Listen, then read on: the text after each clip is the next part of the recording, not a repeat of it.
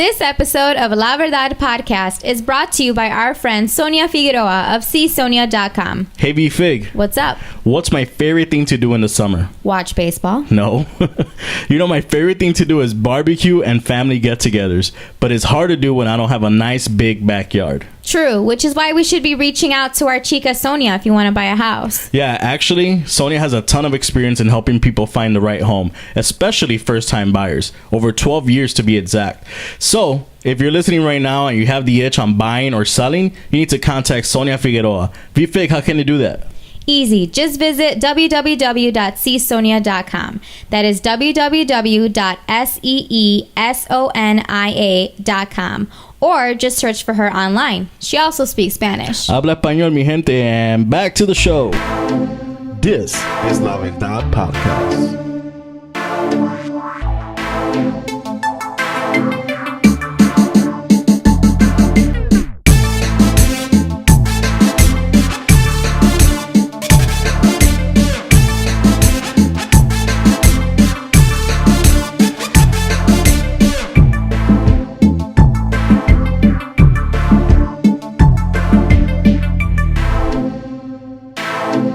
Bueno, mi gente, we're back at it again with another episode of La Verdad Podcast, and this is your host, Christian, and it's a little empty today, man, because I'm usually surrounded by a big team. Yeah. I have our intern out there and kind of working things out, but today's more intimate, and it's a cool and awesome conversation that we're going to be having with our guest today, who was able to come by in such short notice. I really appreciate it.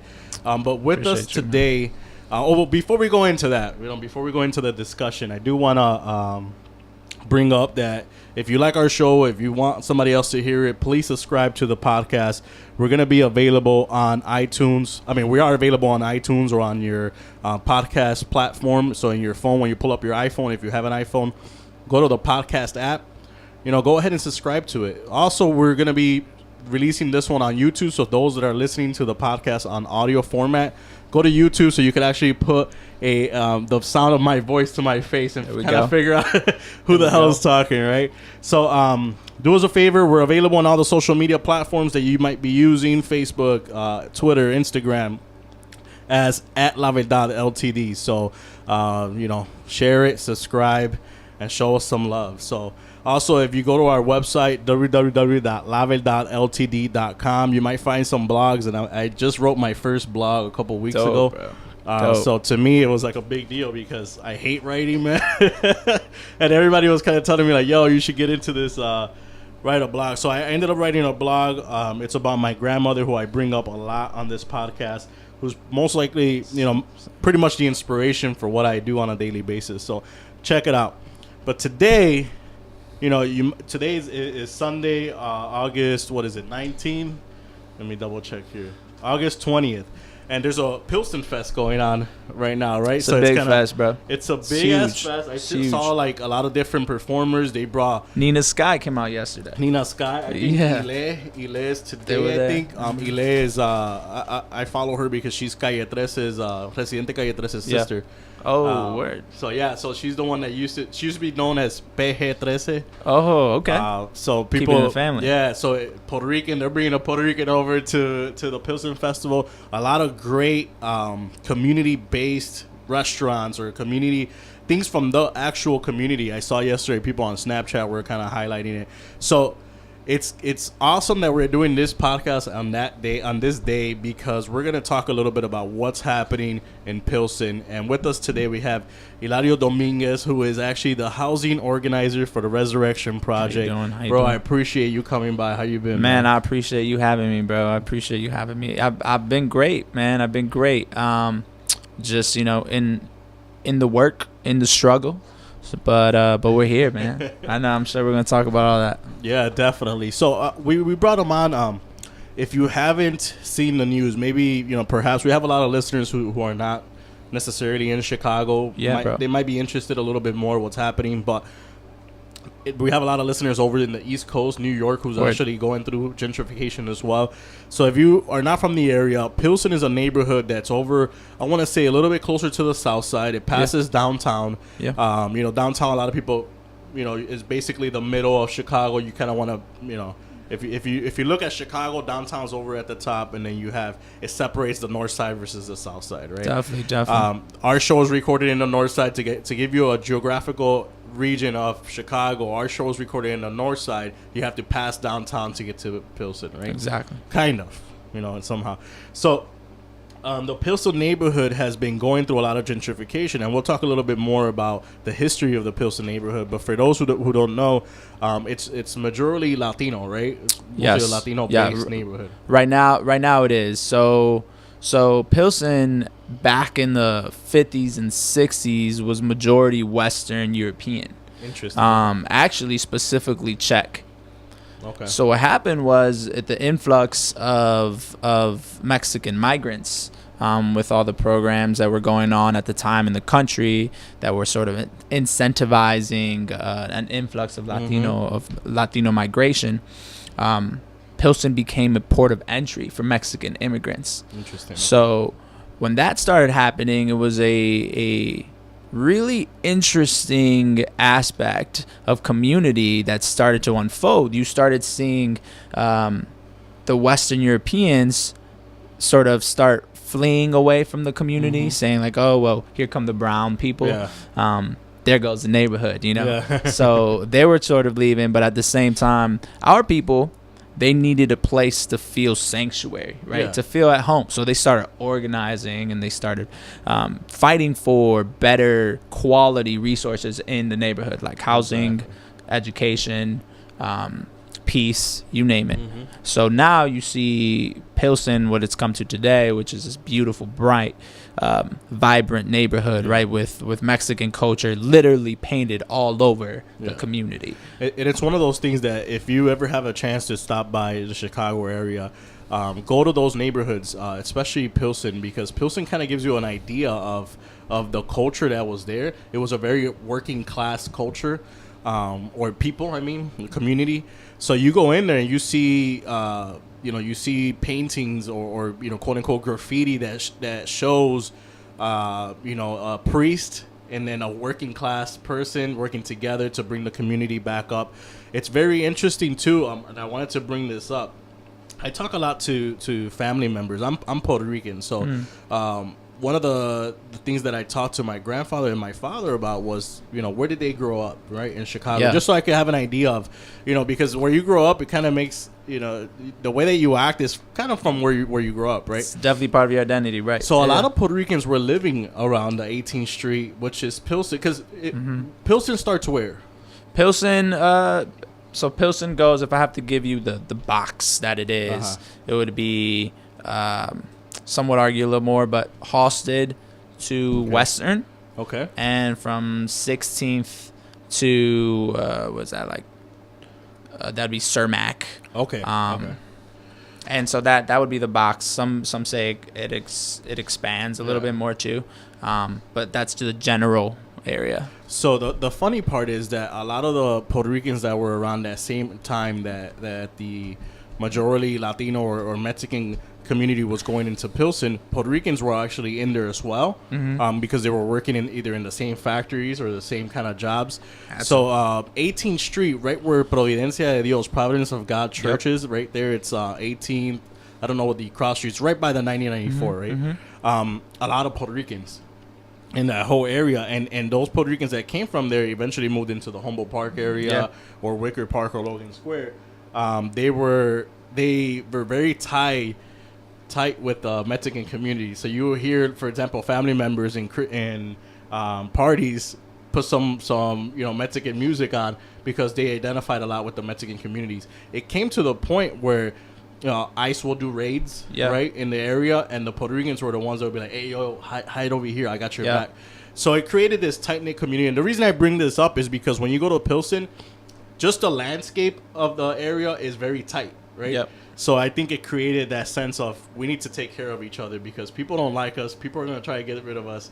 And we need to definitely have our backs. Do you feel like that's the same feeling that you've gotten before from the Pilsen neighborhood? Very, very family-oriented. For sure, definitely. I think you made a great point because, see, back in the day, the center was industrial. So that's where all the jobs were. So the surrounding communities, including Pilsen, since it's about 10-minute drive outside of central downtown. That's where the workers were living. Yeah. So if you go into a house inside of Pilsen, all the rooms are really small, and they did that purposefully so that multiple people could live in each unit, right? And it also brought that sense of community because you had 10, 12 mugs living in the same building, you know what I'm saying? Like, they were all in there. And they had to. And sort of by nature, they grew a communal aspect. And also with the fact that, like, they were outsiders, man. They were the foreigners. So you had to stick together. And that's still very, very true in Pilsen. There's a huge pride for the community of Pilsen, especially when if you're from there, you are proud to say it, right? Like, and that's just like also like a nature of Chicago. I don't think there's any other city that I've been to that reps the city flag as hard as we do. As hard as Chicago. You know what I'm saying? Like, we even tattoo it on ourselves and stuff. And the same with Pilsen. Like, people brand themselves because they feel so close knit to that community. You know, and one of the things that I've noticed too was that same kind of pride to the community as we share for Humboldt Park, right? Or for example, you know, I grew up close to Humboldt Park, Logan Square, and I still kind of used to claim Humboldt Park. I feel like people do the same with Pilsen, you know, because it's that one area that is quote unquote home. Even if you don't live in the Pilsen area, maybe you live a little bit closer to Little Village, which is the next, right? Yep. You still used to go to Pilsen to either get, you know, the best tacos that you can or bro, you had to. Like, so my parents, they divorced and they moved out and they lived in separate communities. So my mom ended up living in McKinley Park and I ended up living with my mom's, but Pilsen was my home. So all my coming of age, like, my house was only where I slept, essentially. You know what I'm saying? Exactly. So, but I would go home. I would go to my friends' houses and be on 18th and hang out in Biggie Park. So that's where I grew up. So yeah, when you say, like, even if you have one touch of Pilsen, you claim that for your own, right? And that's how I felt because, like, my mom's house was a little outside the neighborhood, but I grew up on 20th and May, right? I grew up on 18th Street and Troop. So it's like that's your stomping grounds, 19th, right? Because of Boogie Park. Yep. So yeah, man, you're right. Like, people grow a sense of pride to the community. Yeah. And I want to kind of paint a picture of what's happening now. You know, we're gonna get to it more of what gentrification means, but before I do that, we're looking at history right now, right? You see the Latinos moving into the area. Unfortunately, when Latinos or anybody, a minority, moves into an area that doesn't necessarily are not wealthy, the area starts deteriorating or the area starts getting less resources, right? So eventually, less resources causes, I believe, also the need for a family, quote unquote, or a gang, right? And the reason I'm bringing up the gang life is because I think it goes hand in hand with the people that are pro the gentrification, right? People from the community who might be pro gentrification. So was Pilsen, from when I remember Pilsen being one of those spots that, man, I probably shouldn't be going through it. I probably shouldn't be going through Pilsen and going through Little Village, especially not being Mexican. Bro, mom's always said, like, don't be out as soon as the street lights were on. Yeah. I mean, growing up, that's where I got checked by gangs, right? Like, that's where I learned how to survive and sort of adapt when gangs get in your face or when that becomes part of your life, right? Like, I mean, I had a brother who joined a gang. One of my older brothers, he joined a gang, and it's there, bro. Like, and I think what makes it so attractive is that they offer a sense of community that oftentimes isn't there from resources. Exactly. You know. And I think you mentioned it. I was Facebook stalking you, man, a couple days ago, bro. And you mentioned, you know, that growing up in that area, you were able to code switch really well, and it's proven to be positive for you later on in life. I feel the same way. You know, I was able to go from, knowing exactly what words to say to a gangbanger that will come up to you and be like, yo, what you is, you know, it's that. Bro. And knowing what to say to being in a classroom and giving a project presentation to all these different donors, you know. Yeah, man, it's huge. As a matter of fact, interestingly, yesterday I was out with some of my friends and we went to Los Comales on 18th and Ashland. We parked in the lot that they got in the back, and we got out the car, and there was, you know, a group of young men there and women too, and they approached us and checked us. I don't know what gang it was, but they checked us, bro. And in my head, I kind of laughed, and I was like, wow, like this is still happening, right? But I didn't forget how to respond. I didn't, you know, none of that was forgotten about. They asked us like who we are, and I was like, man, we're just people from the neighborhood, bro. And he was like, oh, you know, we just want to make sure. I was like, nah, man, we're just people that love the neighborhood just as much as you, just trying to figure it out. He's like, oh, all right, you know. Yeah. But yeah, bro, you have to learn how to code switch, and I think that's what gives us an advantage. Sometimes, especially we're in that professional setting. Yeah, you know, like there's something about living and surviving in the streets and having to do that and having to adapt that and know how to navigate it that makes working in the professional setting a little easier.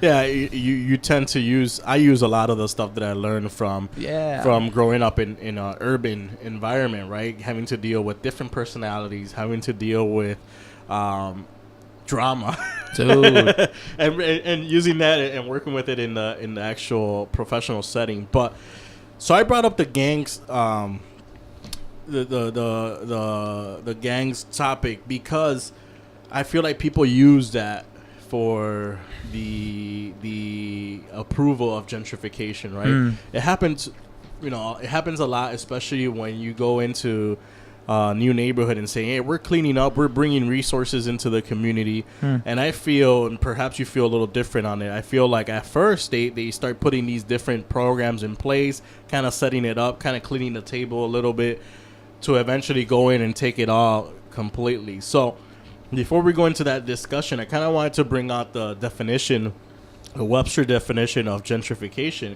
And they mention it as the process of renewal and rebuilding accompanying the influx of middle class or affluent people into deteriorating areas that often displaces poorer residents. That's the definition that you find online. Now, if you go online and you search gentrification, you'll find a lot of negatives, a lot of positives. Sometimes I sit back and I'm like, yo, I need to look at the whole picture of what's really happening. But a common theme on the gentrification and a common theme that I've heard from people of Pilsen is that they hate the big corporations that are coming into the area, taking over, and then everybody else is kind of like, hey, you're SOL, as opposed to the mom and pop shops that are coming in or building up because they want to build a sense of community with the community. Yeah. Do you feel the same way on that, or is it kind of like, man, bro, listen, Pilsen, contrary to popular belief, has not been gentrified. This gentrification didn't start the last 10 years. Gentrification in Pilsen started in the 80s and some would even say 70s, right? And it's just been really slow. Yeah. But over the past, since 2010, so past 7 years, there's been crazy sparks and ignitions that have just excelled it. And now you're starting to physically see the changes. Yeah, bro, and completely agree.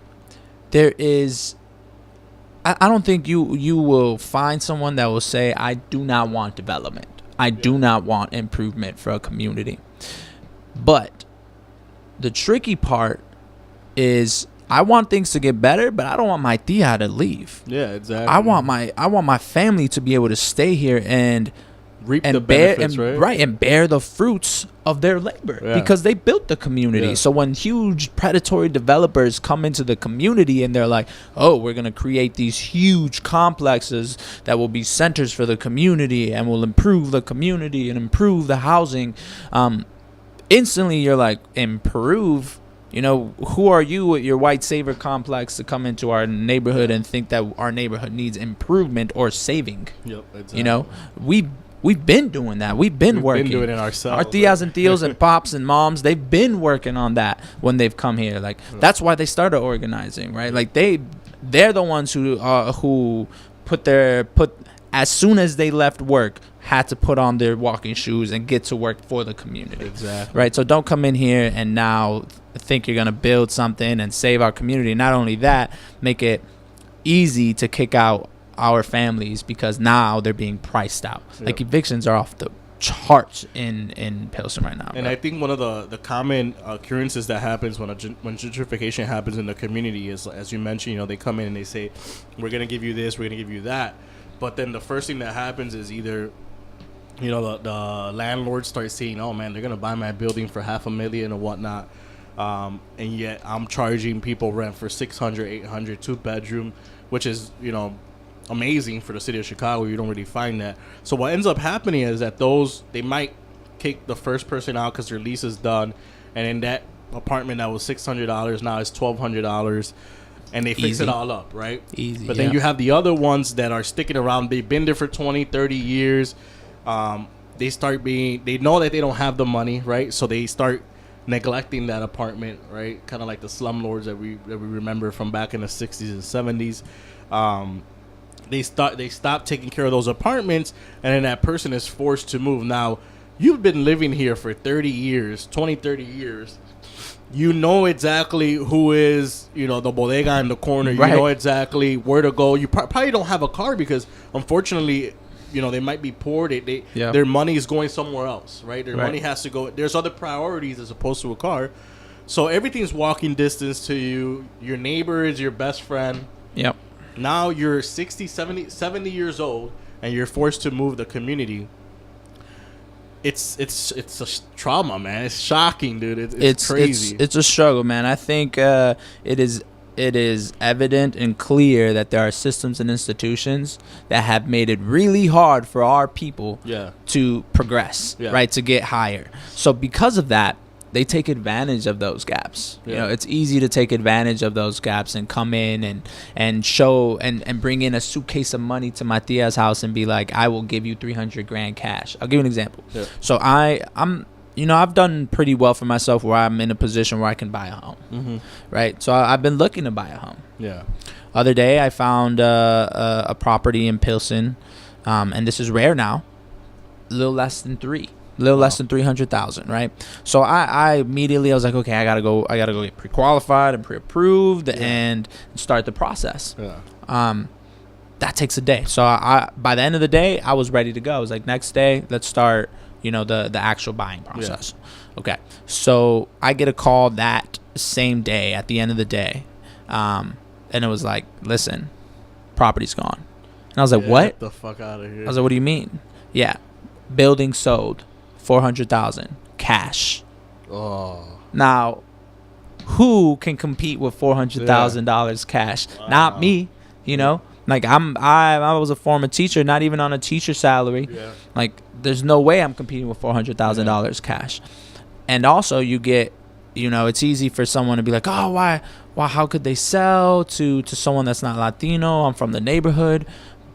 But it's hard to control that, man. It's hard to tell people don't sell to the family or to the realtor that's offering you $400,000 cash. Yeah, exactly. And they'll probably get rid of that area and build something up on it. And we see that a lot. Like you said, you know, it's like, how do you tell those people to say no to all the money that they see coming in, and they've worked so hard for it? Now they could take that money, go somewhere else or whatnot. Right. But we see that happening a lot in the area. And like you mentioned earlier, a lot of people might sit there and say, oh, well, this is awesome. You know, it's so beautiful now. Like, you know, now I could walk around. There's trees as opposed to garbage on the ground. Right.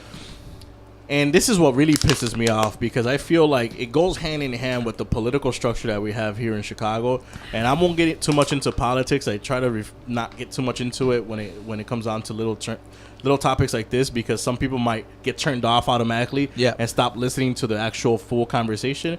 But you see it happening where it's like all the money that went to, once the gentrification starts happening in one area, they're like, all right, cool, let's give them all this money and let's start building new things. Yeah. And the reason I bring that up is I remember there was a video interview that you did, and the sign in the background said, it was a sign that Chicago puts out every time they're building something new, and it says helping build a new Chicago, is it? And then somebody spray painted gentrified Chicago.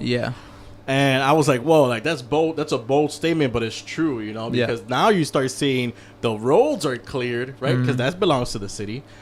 The garbage is getting picked up, you know, as opposed to not just the buildings that are private developers doing it, but now the city somehow is working in there and trying to make it beautiful and all that. Yeah. Have you dealt a lot with, and then the other thing too that I noticed, which is political as well, is maybe they start raising up those property taxes, right? And people start getting kicked out. So have you had to deal with that a lot within the Pilsen area? So much every single day, and it's so intricate and complex because on various different levels you have to maneuver and navigate through political institutions and political inequalities that are put in place, but also at the ground level of what I just explained of how do you convince that family to not sell when they're being offered these large sums of money, cash, right? And for instance, like you have political institutions inequalities like what's going on with the tax assessments right now, and that's crazy, bro. Like the fact that there's evidence, proof, hard, like in your face that the assessor's office has been taxing communities of color disproportionately to affluent white communities, right? So like, fuck the fact that we can't even afford shit. Now it's just harder for us because they're just taxing us more. They're saying like our properties are worth way more than they should be, which means you can tax the property more, right? And make it all harder. So you have these political barriers and obstacles to sort of maneuver, and then you have the ground level conversations where you got to convince families like, listen, if you were to stay and you were to leave that house as a legacy for your family or for your kids, it's going to be worth way more than $400,000 right now, right? But with low income families where our families are, it's hard to bet on the future. Yeah, right. It's a very hard thing to, and I've had this conversation with a lot of people that sell life insurance. Yeah, right. Where it's like, man, it's so hard to get Latinos to buy into life insurance. Yeah, not just Latino, but lower middle class to poor, because it's like I need the money now to survive, to know what I'm gonna eat tomorrow. And can you blame them? Right? Like. No, right? So when families say, oh, it's an education, our families are just not educated enough. Well, hold on. Be careful there with that narrative, because it makes it sound like our families aren't knowledgeable, and that's not necessarily the case. It could be just the fact that we got to eat. Yeah. We got to put food on the table. Yeah, so we got to act now. You know, we don't have the luxury oftentimes to think in the future.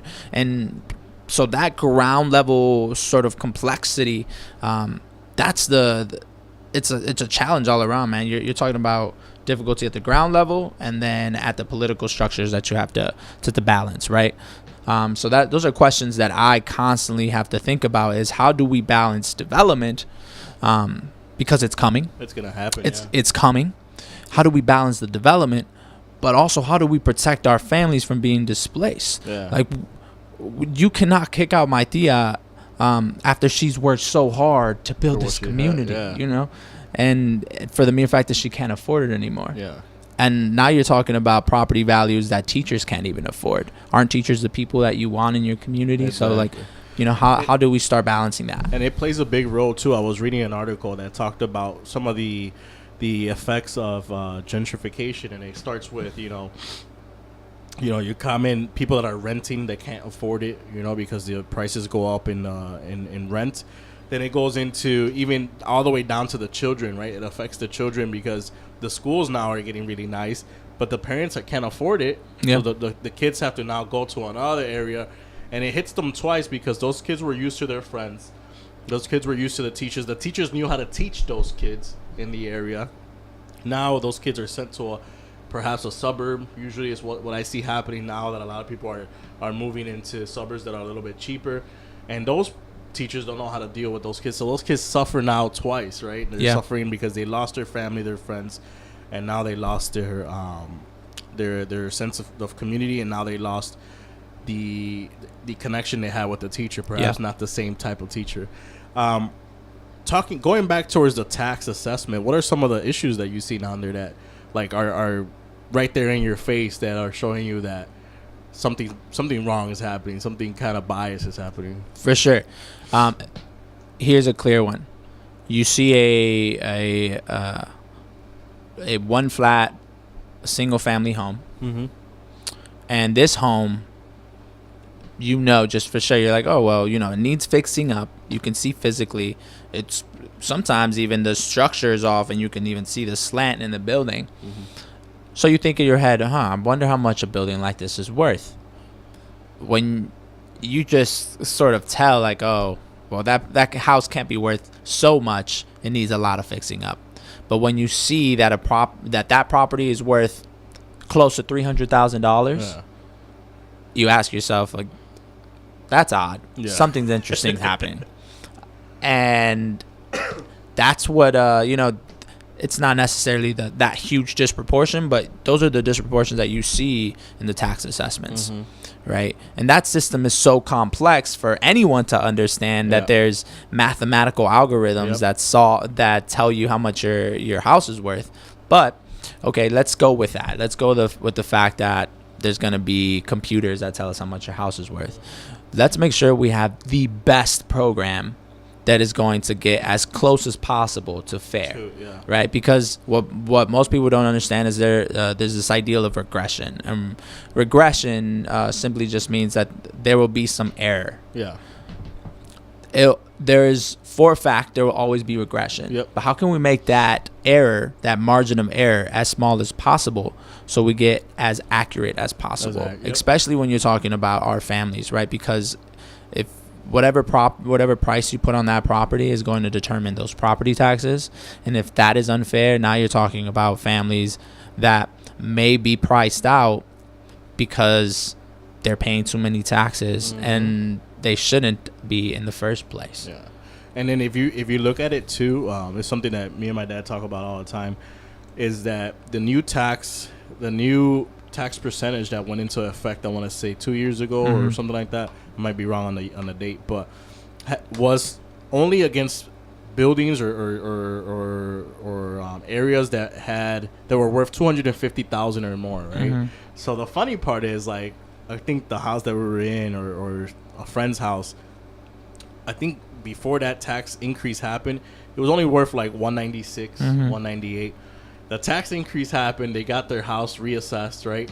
Oh, it's worth $250,000 easy now. Right? Come on, man, bullshit, dude. You just want an extra percentage of tax, and it sucks because I see it happening a lot within the community.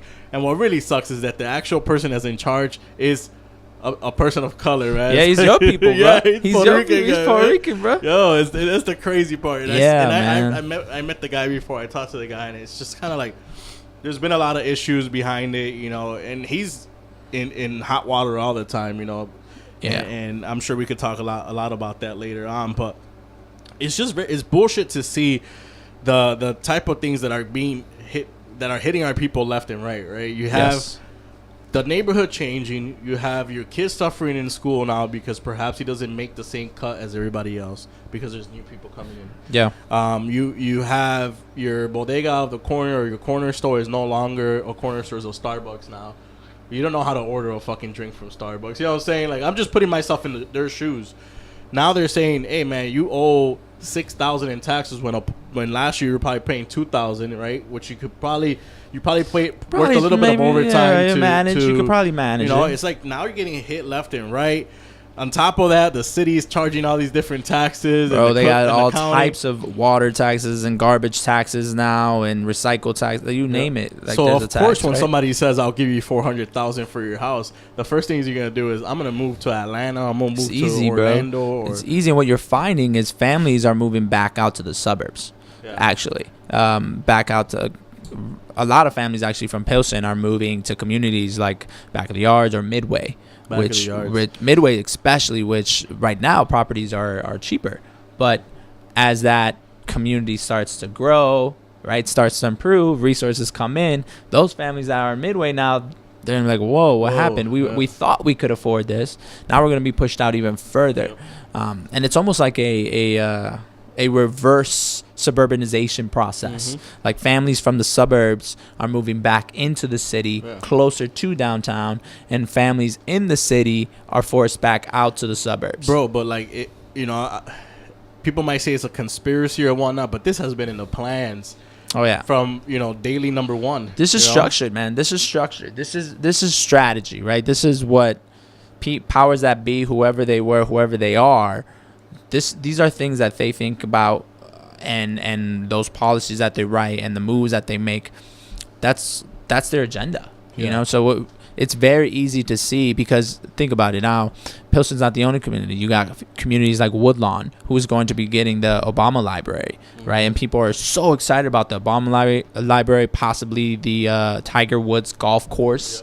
But now those families who no one ever wanted to invest in, every time people talked about Woodlawn, Englewood, communities like that, they're like, oh no, never, right? Almost like Cabrini Green, right? But what happened to Cabrini Green, right? Now you go over there, and where there were those high rises that no one would ever step foot in is a beautiful Target and luxury crazy, name brand stores, right? And that's what's happening in Woodlawn and in Englewood too. So it's not only Pilsen, it's so many communities in Chicago. Yeah.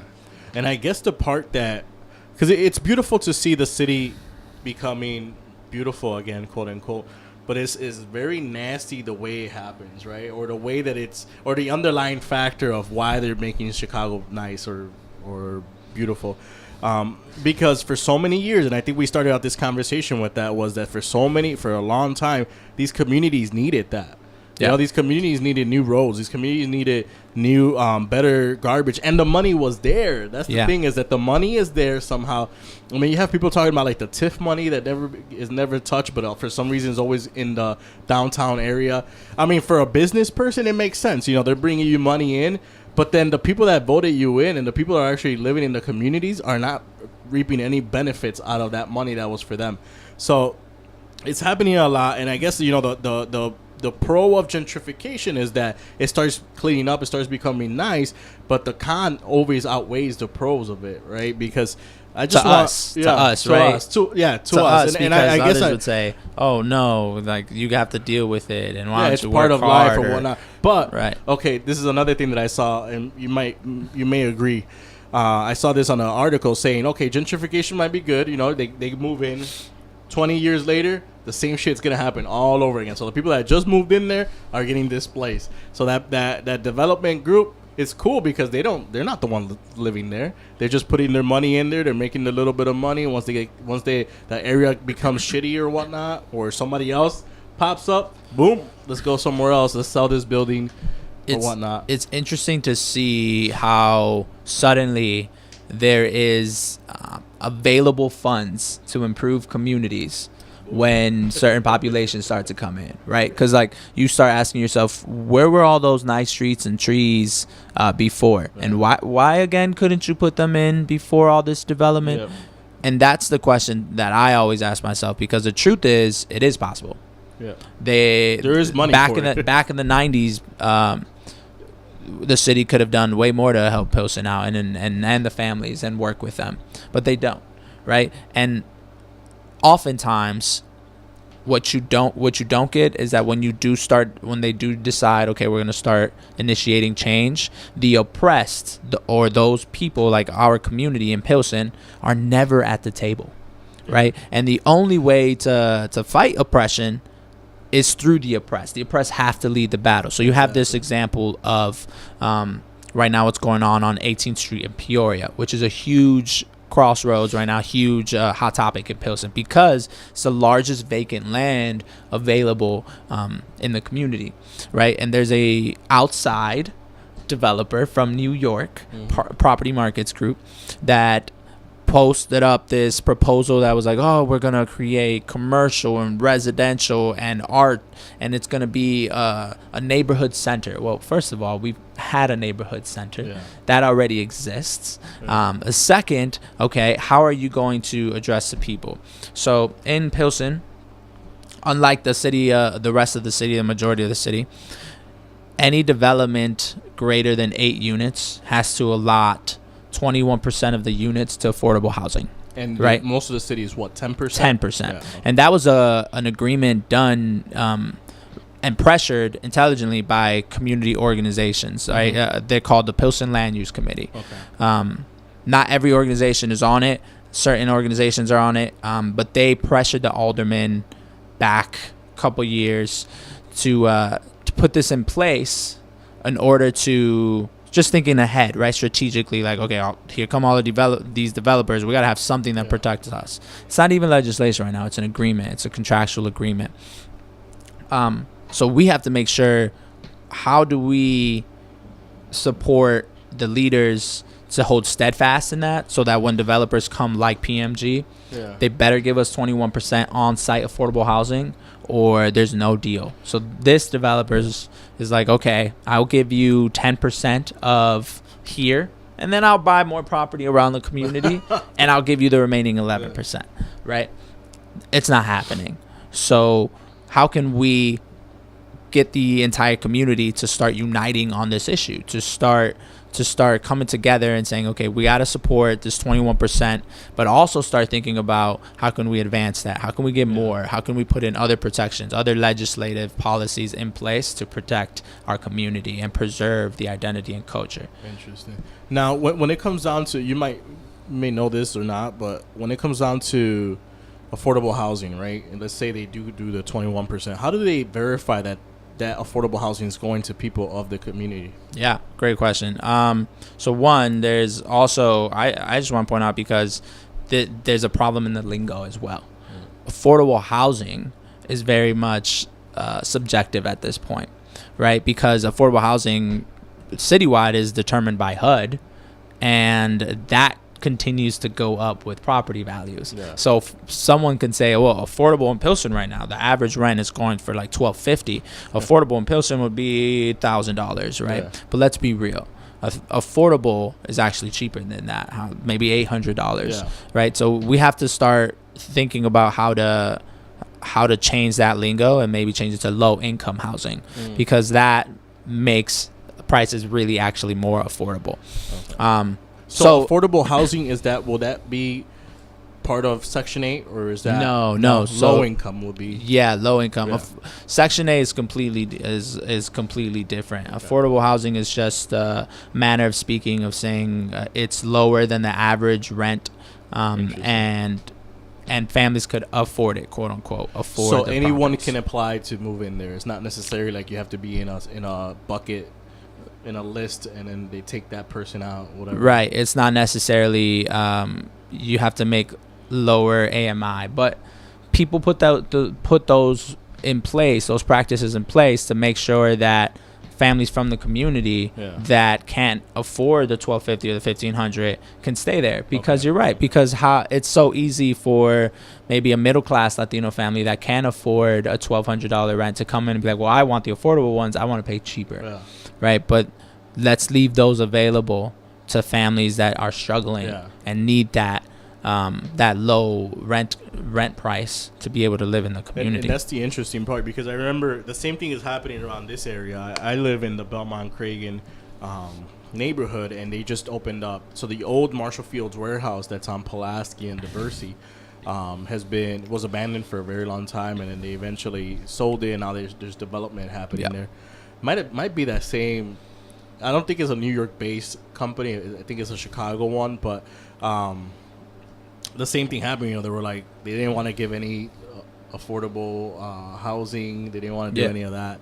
And eventually, I know that there was a lot of criticism between, hey, how do we know that they're giving that to people in the community as opposed to this list of people that perhaps are coming from the suburbs back to the city because they can afford it. Right. So I guess that's one of those things that if it was me, I understand that. I want to make sure that somebody from my community that needs it is going to get it as opposed to someone else. But it's crazy the way that they manipulate it in such a way where it's like, okay, I'll just buy some shitty housing over here and then put that as affordable. Yeah, man.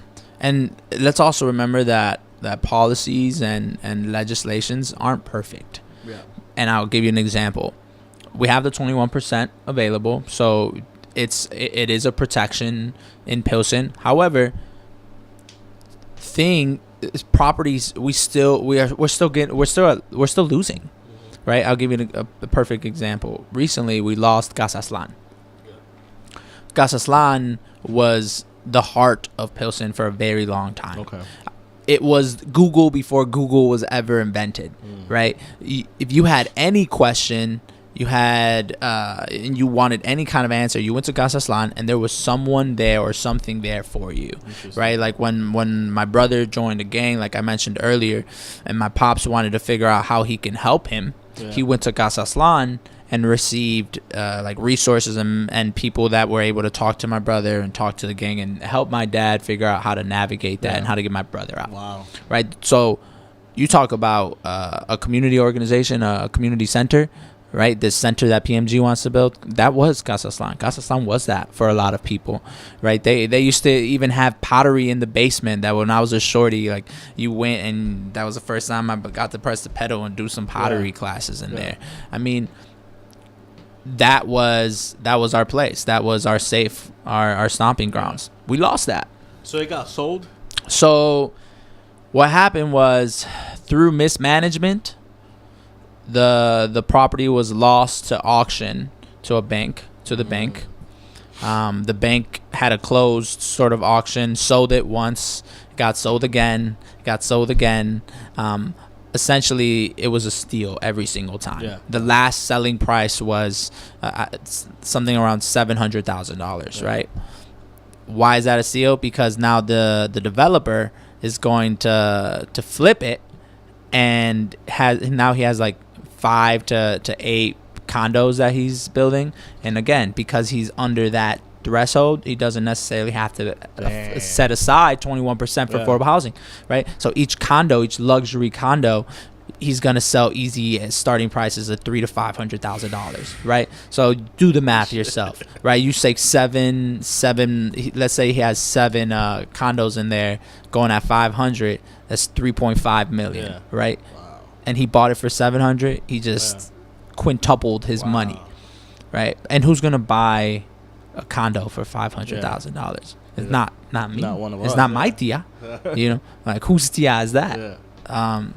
So those are the losses that we're still facing, and that's why I say, like, legislation and policies are not perfect. So it takes a movement at that level, but also a grassroots organizing people movement, because we got to move our people also to be able to help them move their money and their wealth more, to start putting in their own personal protections, right? So maybe have a rainy day fund. How can we help them start building their credit, right? Because at the end of the day, we want them to build their wealth, because that's your own personal protection against displacement and being kicked out and priced out. And I think always we're getting closer to the hour here, so I kind of want us to start honing in on one of the main issues that I noticed too, is that within the community, it's always very hard to organize within the community, because a lot of people are working, right? So a lot of these meetings happen 12 o'clock, 1 o'clock. Ain't nobody gonna go to these meetings if you're working a 9 to 5. Not even a 9 to 5. A lot of these guys are working 6 in the morning all the way to 8 o'clock at night, or even later. They get home, they're worried about their kid. They have to help their kid with their homework. How do you get to those people? How do you get the message across so that you can tell them, hey, dude, I know you're worried about everything else, but if you don't worry about this, you're gonna have a lot more worries. You know? Yeah, what I'm finding is you meet them where they're at. You know, you're right. A lot of families do work a 9 to 5 or even after, or multiple jobs. Yeah. And a lot of times what happens is with these, say for instance, these financial literacy workshops, is what you're asking families to do is to come to a location, coming to you to receive the resources, right? But we got to twist that entire conversation around, because it's not about coming to us. We got to come to you. Does that mean we go to your front door? Does that mean I come at 8:30 at night, right, when you just get there, and share a meal with you, or bring pan dulce and talk to you about all these resources? Because something that I love about our culture is that we talk. We talk to each other, right? So how can we start changing our conversations so that I only have to talk to the tia, and the tia could talk to the rest of the family, you know? Because those conversations, those shifts of narratives are gonna help our families start moving their mind shifts and be like, oh well, I can save, I can build my credit despite that I'm undocumented. I can start moving my money and making some more investing here and there, right? Exactly. And those things become real, not just, oh, those are what white people do, or if I have more, whenever I have more money, I can do it. Yeah. And I think you hit the nail on the head, because we talk a lot about that, where there's always a lot of community efforts going on, but it's always like come here, come there, and it becomes very intimidating for someone who perhaps doesn't know the lingo of finance, right? And they're saying, come to a bank and talk. No, hell no, I ain't going no bank. No, they're gonna steal my money. Exactly. You know? So I like the fact that what you mentioned, a lot of going to the actual person, talking to them. And before we finish the interview here, can you tell me why, if you could sum it up into like a quick sentence, why do you do what you do? Because it is a very thankless job. Yeah. That's a great question, man. And I ask myself every single day, but at the end of the day, it's because I truly love people. Yeah. And I that's why I started teaching, right? I mean, when I went to a school, a prestigious school in the East Coast, and I didn't go to law school or medical school, like I had to come back to the people, because I truly believe that it takes reinvestment in our people and love for our people to help them get ahead, right? This is in whatever way they want to, not whatever way I want to, but whatever way they want to. And I think that's why I do it. Like, awesome. Plain and simple. I love people. I'm loving it, man. That's it. But we've had some great conversations today. If anybody wants to find out more, or perhaps they want to reach out to you, where should they go? Yeah, man. So I am the housing organizer for the Resurrection Project. You can reach me at my email, hdominguez, DOMINGUEZ, at resurrectionproject.org, or you can give me a call. My phone number is 312-292-0931. So both of those ways, and I'll come to you. I'll help you with whatever you need. So awesome, man. I really appreciate you coming by. Yo, thank you. Getting the word out. I know that it's been a topic that a lot of people have contacted us about. They've just been saying, hey, we've been talking a lot about Humboldt Park and the Puerto Rican community. Let's talk a little bit more about what's happening in the Mexican community. So, mi gente, you'll see a lot more of these discussions happening lately. We're in the works right now of doing some type of video interviews as well in the Pilsen community. So I'll be reaching out to you about that.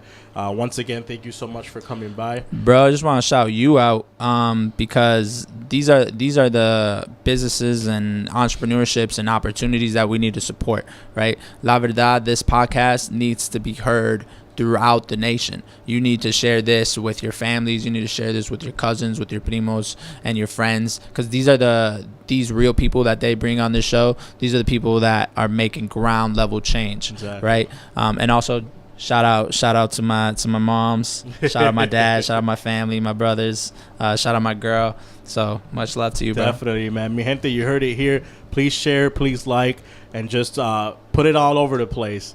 Peace and God bless.